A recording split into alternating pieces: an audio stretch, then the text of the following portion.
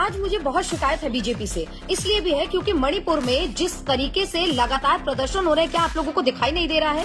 आप लोगों को सिर्फ अपनी सरकार की ही पड़ी हुई है। ये तस्वीरें मणिपुर से सामने आई है, जहां पर महिलाएं घर से बाहर निकलकर प्रदर्शन करने को मजबूर हैं, मशाल लेकर प्रदर्शन कर रही हैं। और आपको पता है ये प्रदर्शन क्यों हो रहा है? बीजेपी को शर्म आनी चाहिए। ये प्रदर्शन इसलिए हो रहा है क्योंकि सीए और एनआरसी का वादा करने के बाद बीजेपी इसको लागू नहीं कर रही है। क्योंकि ये जो महिलाएं प्रदर्शन कर रही है ना, ये एनआरसी लागू करने को लेकर ये प्रदर्शन कर रही है।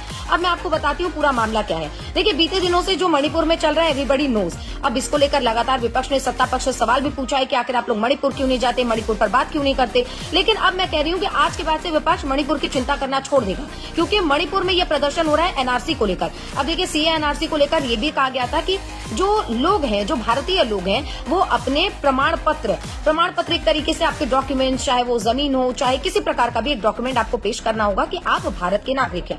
क्योंकि नॉर्थ ईस्ट में जिस तरीके से घुसपैठ हुई है, जिस तरीके से घुसपैठ के बाद से लोग अभी फैले हुए हैं, उनको लेकर ये डाउटफुल रहा है। अब आपको ये भी पता है कि बंगाल में कितनी ज्यादा घुसपैठ हो चुकी है, लेकिन अब जब से बीजेपी की गवर्नमेंट आई है, तब से वहां पर बॉर्डर पर फेंसिंग का काम भी चल रहा है। लेकिन अब वहां की महिलाएं ये मांग कर रही है कि अगर जनगणना की बात हो रही है तो सबसे पहले एनआरसी होना चाहिए, उसके बाद आप जनगणना कीजिए। वही विपक्ष जो बार बार मणिपुर की बात कर रहा था, आज मणिपुर के नाम पर विपक्ष को भी सांप सूंघ जाएगा। और कई लोग आकर अभी ये भी कहेंगे कि बहुत बड़ा मामला हो गया मणिपुर में, तो मणिपुर में एनआरसी की मांग कर रही है, ये पक्का बीजेपी के लोग कर रहे होंगे।